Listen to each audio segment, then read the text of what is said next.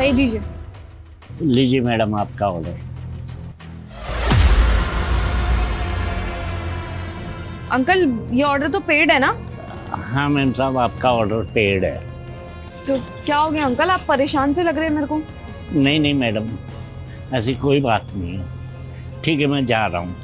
अरे अंकल आप मेरे को बताओ तो सही, क्या परेशानी है? क्या पता मैं आपकी परेशानी सॉल्व कर पाऊँ। वो क्या है ना बेटा, मुझे समझ में नहीं आ रही कि मेरे फ़ोन में क्या दिक्कत हो गई है। मैं अपने बेटे को फ़ोन लगाता हूँ, फ़ोन नहीं लग रहा, और कहीं भी फ़ोन करता हूँ वहाँ फ़ोन लग जाता है, लेकिन न जाने क्यों मेरे बेटे को ही फ़ोन नहीं लग रहा। ये कैसे पॉसिबल है अंकल? जब आप दुनिया जान में कॉल कर रहे हो, किसी का नंबर भी लग जा रहा है, तो बेटे का नंबर भी तो लगना ही चाहिए ना। बेटा यही सोच कर तो मैंने 3-4 बार फ़ोन चेंज किया। अब इतनी इनकम तो है नहीं जो मैं बार बार फ़ोन चेंज करता फिरूं। हर फ़ोन में वही दिक्कत, वही परेशानी हो रही है, बेटे को फ़ोन लग नहीं रहा। बेटा 3-4 साल हो गए मेरे बेटे के पास फ़ोन नहीं लग रहा, उससे बात नहीं हो पा रही। मेरा दिल घबरा रहा है, न जाने उसके साथ कोई ऐसी बुरी वारदात तो नहीं हो गई। बेटा 3-4 साल पहले मैंने अपने बेटे को शहर पढ़ने के लिए भेजा था। उसका बहुत मन था बड़े कॉलेज में पढ़ने का, लेकिन मैंने अपना पेट काट काट कर उसे पैसा भेजा, उसे पढ़ाया लिखाया। उस टाइम भी हम पैसे को लेकर बहुत परेशान थे, लेकिन जैसे तैसे करके मैंने अपने बेटे को पढ़ाया, उसका सारा खर्चा दिया। उसने जो मांगा उसे हमें किसी चीज़ की कमी महसूस नहीं होने दी। गांव का घर-बार बिक गया, खेती बाड़ी सब बिक गई। उसके बाद अब मैं यहाँ शहर चला आया, बेटे का फ़ोन लगता नहीं है,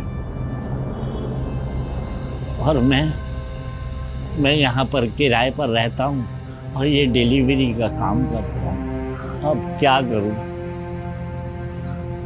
उसकी माँ भी काफ़ी बीमार है, उसकी दवाइयों का खर्चा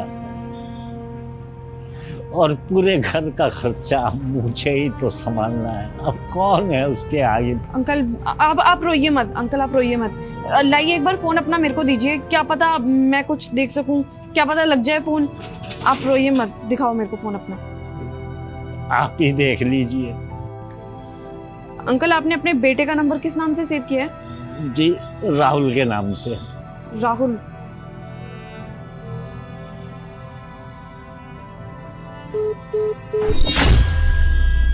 एक बार मैं अपने फोन से ट्राई करती हूँ। जी शुक्रिया।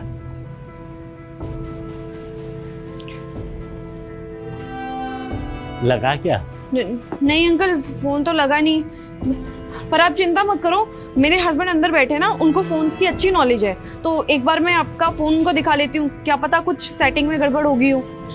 जी, आप इसे ठीक करवा दिए, आपकी मेहरबानी हो। ठीक है, आप 10 मिनट रुकिए, मैं आ रही हूँ।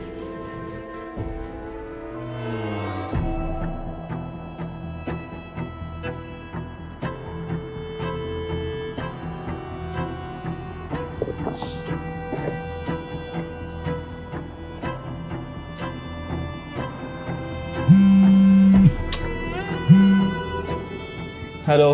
हेलो, राहुल से बात हो रही है? कौन बोल रहा है? किससे काम है आपको? क्या मैं जान सकती हूँ आपके पापा का नाम हुकुम सिंह है? जी हाँ, वो मेरे ही पापा हैं। क्यों, क्या हुआ? एक्चुअली क्या है ना, अभी आपके पापा हमारे घर में खाना डिलीवर करने के लिए आए थे, तो बहुत ज़्यादा परेशान लग रहे थे। मैंने उनसे पूछ ही लिया कि उनकी परेशानी का राज क्या है।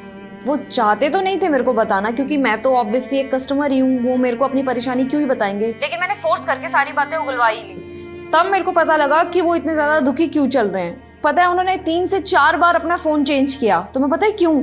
क्योंकि वो सोच रहे थे कि उनका फ़ोन ही खराब चल रहा है। वो जब भी अपने बेटे को फ़ोन करते हैं तब बेटे का नंबर तो लगता ही नहीं है, और दुनिया जान में किसी को भी कॉल करते हैं तो ईजिली लग जाता है।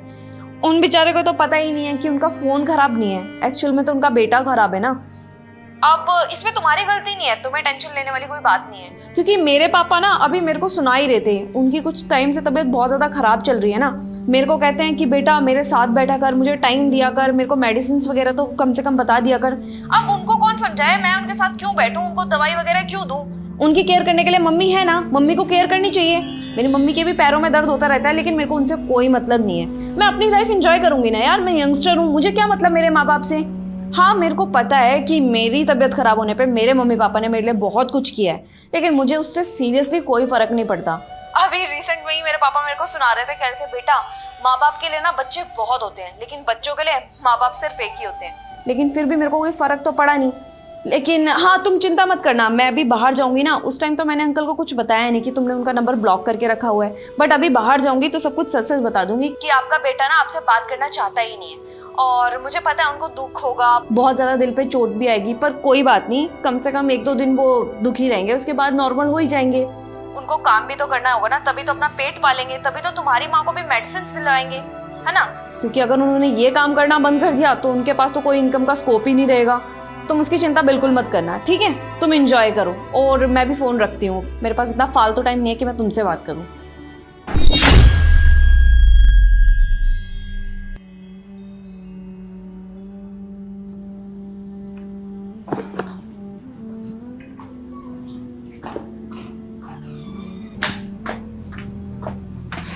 ये लीजिए अंकल, आपका फोन बिल्कुल ठीक हो गया। मैंने आपसे कहा था ना कि आपके फोन में कुछ ऐसी सेटिंग चिड़ गई है जिसकी वजह से आपके बेटे का नंबर लग नहीं रहा है। मेरे हस्बैंड ने आपका फोन बिल्कुल ठीक कर दिया।